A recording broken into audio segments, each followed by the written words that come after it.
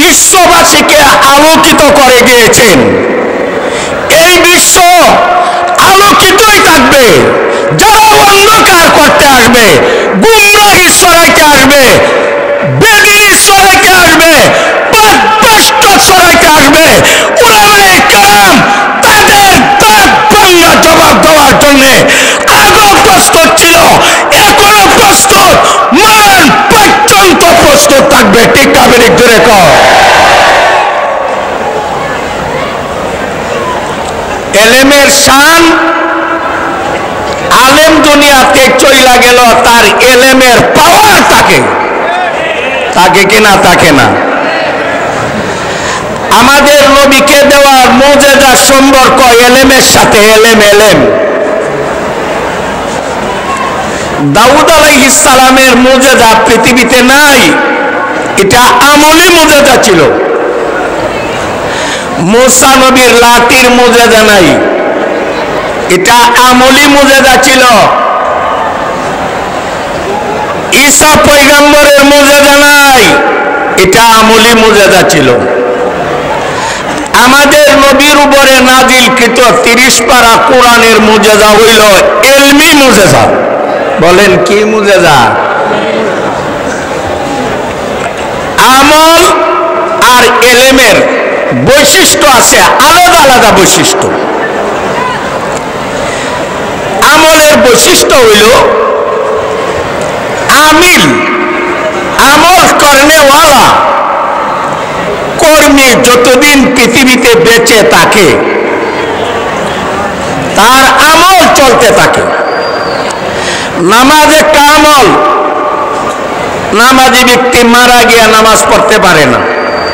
রোজা একটা আমল, যাকাত আমল, হজ করা আমল, উমরা করা আমল, তেলাওয়াত আমল, জিকির আমল।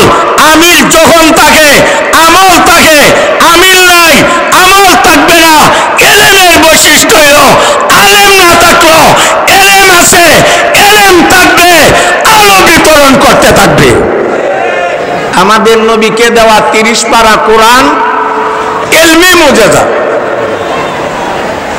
এই এলেম আল্লাহর পক্ষ থেকে রাসূলের কুদরতি সিনার ভিতরে ঢালা হয়েছে। কোথায় ঢালা হয়েছে? এটা মুসা নবীর তাওরাত না, লিখিত পাণ্ডুলিপি আকারে দান করা হয়েছে। এটা ইনজিল না, এটা জবুর না। এই কোরআন তেলাওয়াত আকারে আসছে, অল্প অল্প করে আসছে।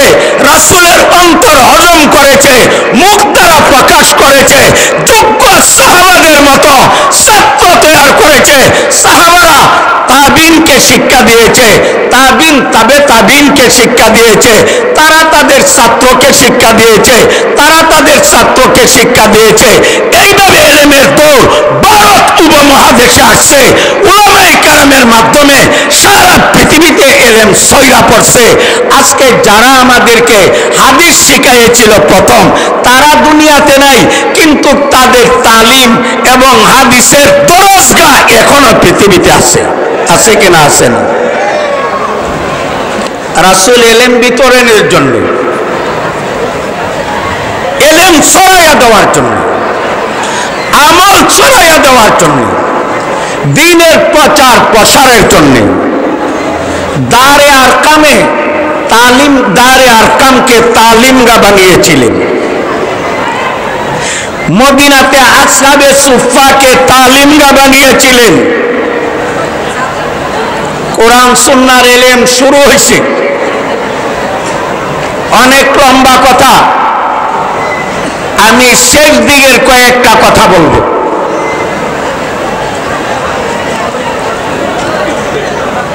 1857 খ্রিস্টাব্দে সিপাহী বিপ্লব হয়েছিল।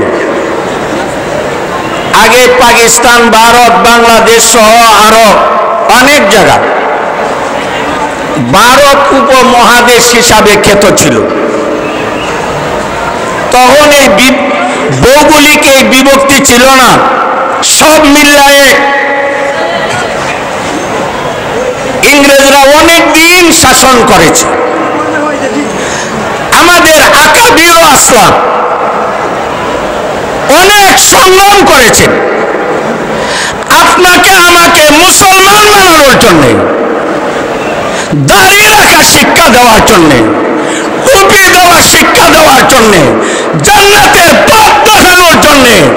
আকাবির আসলাফ যে কুরবানি দিয়েছেন তার ইতিহাসের পাতায় চিরকাল স্বর্ণাক্ষরে লিখিত থাকবে। ঠিক না বেরিক জোরে কও।